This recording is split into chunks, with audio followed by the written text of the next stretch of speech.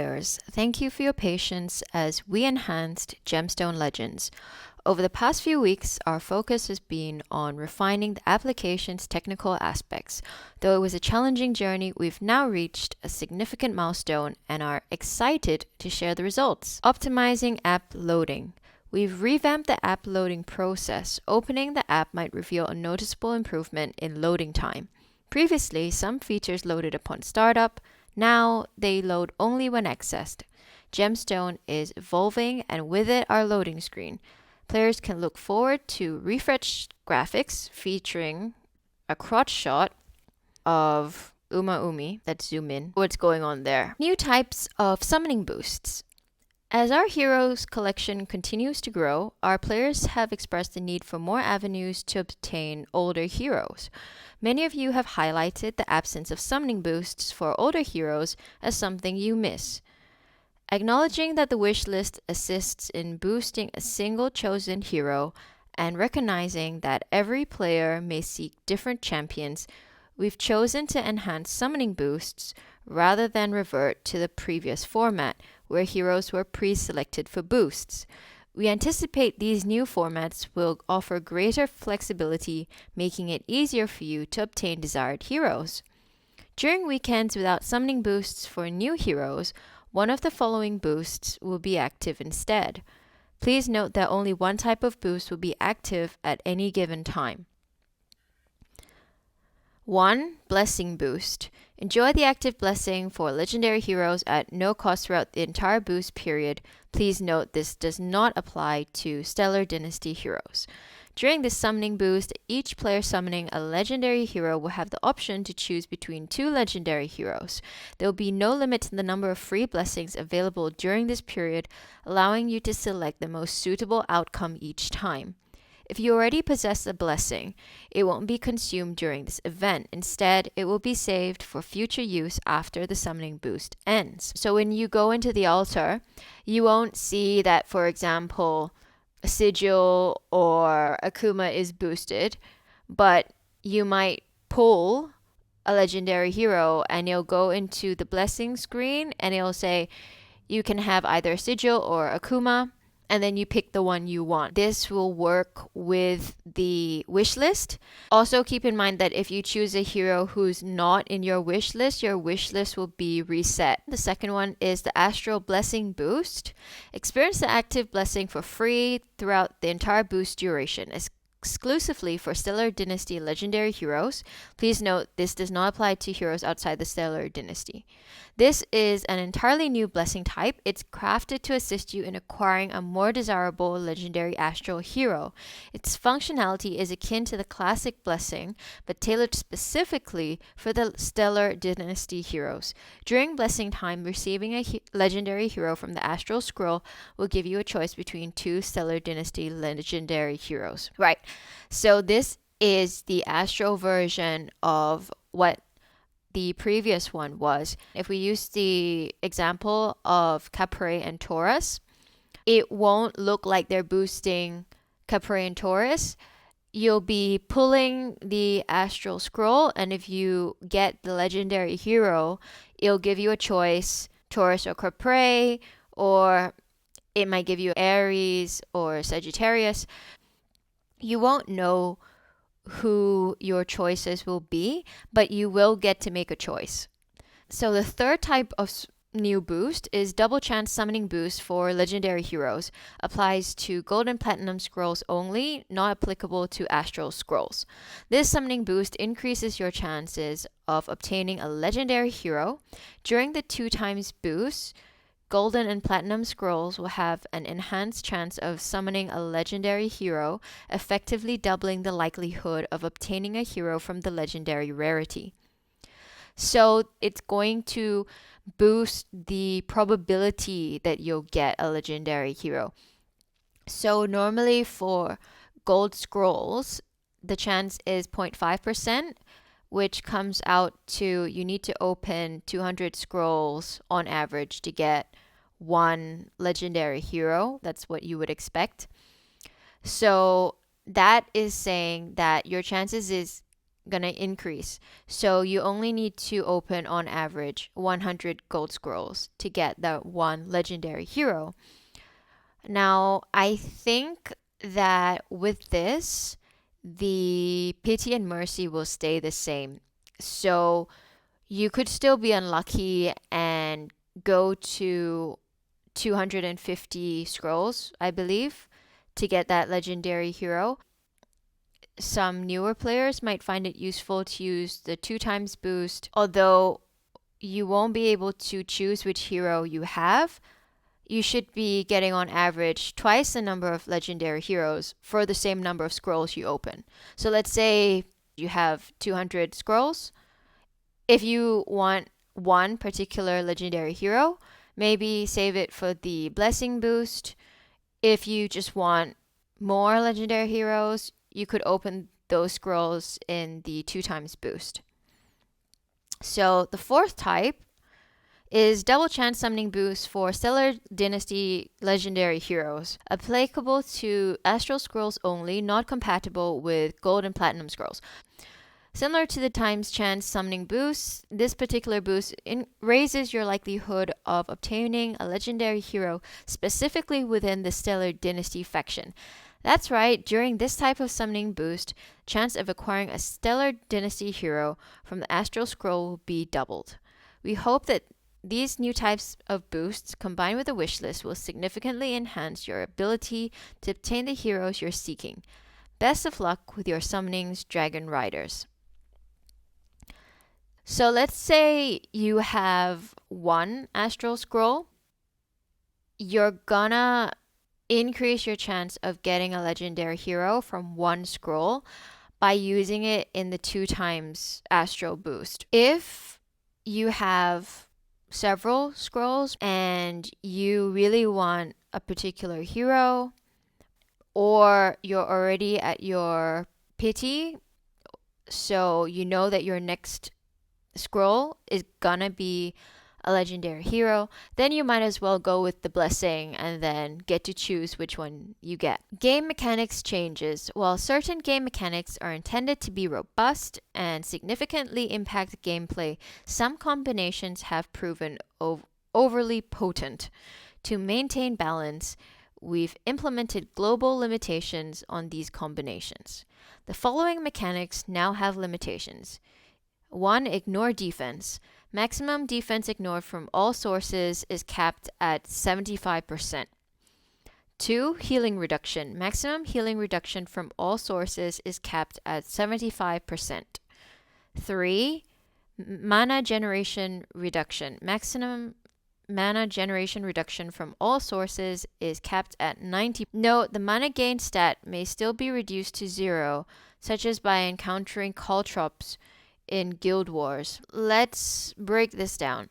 So, ignore defense is going to impact the heroes that do direct damage.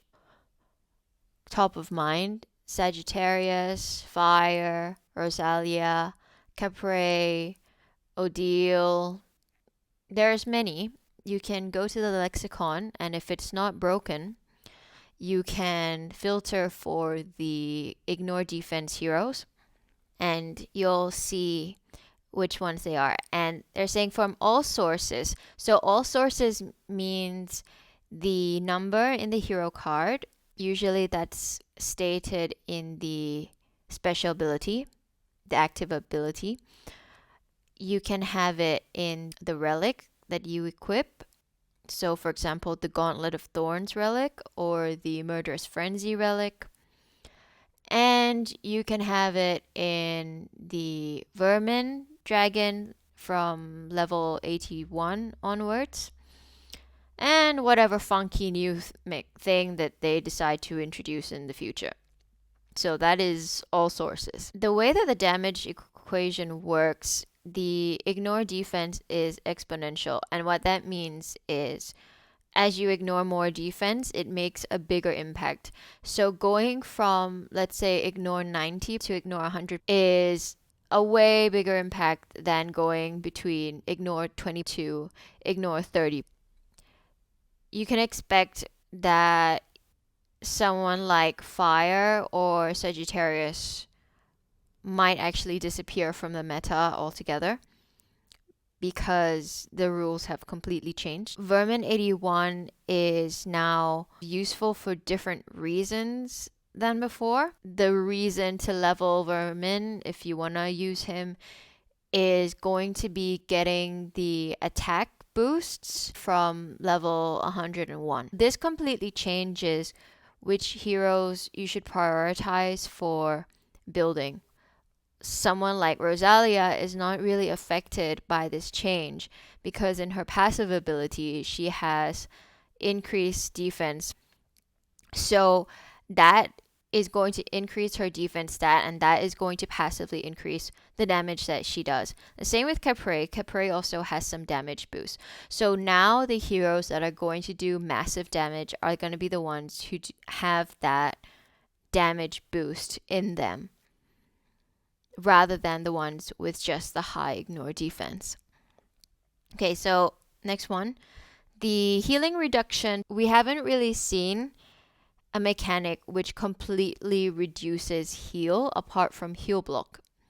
We did start to see it with the Scourge relic, but that was at 20%. So this is kind of future proofing. You're never going to get a situation where there's absolutely zero healing from a healer if you don't have heal block.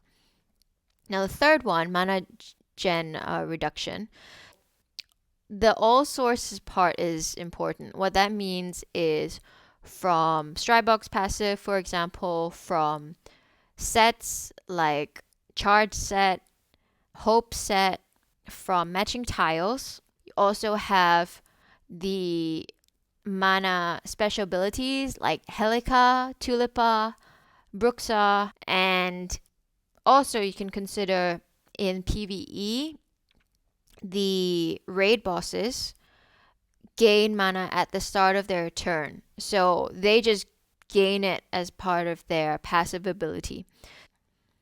And what they're saying about the mana gain stat can be 0 is the number on the hero card, right? That number, let's say 15 mana gain. That number can go to 0 by reducing the mana gain stat. So mana gain stat and mana gained in general is different. Mana gain stat is about how much mana you gain from tiles.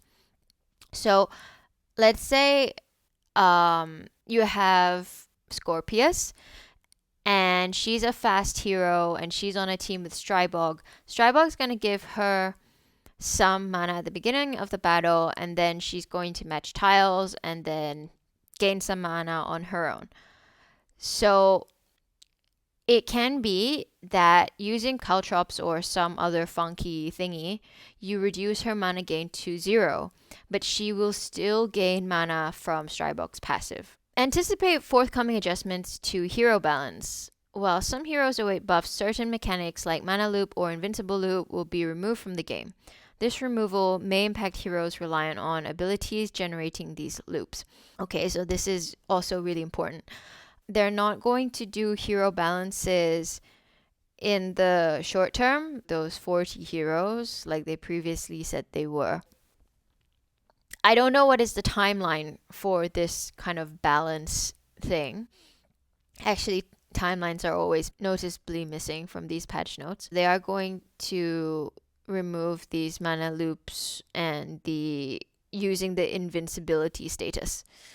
So that is mostly going to impact the raid bosses, especially the 6-star raid bosses, which are more challenging to fight without these mechanics. It's too soon to say at this point what would be the impact on the meta in PvP. Storage upgrade. The time has come. Yes, yes, and yes. What are you doing? This starts to sound like a erotic romance novel. It is my great pleasure to finally announce that hero storage capacity has been significantly increased. Many of your suggestions in the past pointed out the need for more space to store your favorite heroes. While we had to deal with some technical issues before making your suggestions come true, we are finally able to introduce the upgraded storage. To make your heroes collection management even easier, the storage was divided into 4 separate tabs. Not only this, each of those tabs will have the same functionalities as the first one. It will be upgradable, and players will be able to use heroes in the battles, training, and defense teams directly from them without a need to move the heroes to the main collection. Players will now have access to 3 new storages, each initially offering 5 unlocked slots for heroes, granting an immediate addition of 14 slots. These storages will be upgradable, eventually reaching a capacity of 400 slots each. This upgrade will raise the maximum available hero slots in storage from 400 to 1600 slots upon reaching full capacity. And we can see a little preview of this. So there's going to be these numbers in the storage 1, 2, 3, 4. With increased number of tabs in the storage, we've decided to bring another of your suggestions to the table. A storage icon has been added to the multi-battle settings, facilitating easier management of your heroes during farming. They are going to use the storage icon in the multi-battle screen, and I think there's going to be a drop down where you can choose 1, 2, 3, 4. Other changes and bug fixes. Resolved issue displaying incorrect power in sparrings. Concealed sparring team stats during battles. Fixed bug preventing activation of artifacts' passive abilities in sparring. Updated the text on the button in Altar's Heroes Shard tab to unlock instead of summon. Enhanced the auto-selecting heroes option in the tavern. Froze the available missions list in the tavern to prevent it from resetting to the first position when re-rolling missions. New prestige levels have been added. So these are rather minor fixes. We've also been working on enhancing arena matchmaking and addressing bugs related to the arena, as well as resolving internet connection issues. Anticipate changes in both these areas in the upcoming weeks. Note, please keep in mind that some of the features will be visible immediately and some will be unlocked after most players download the update.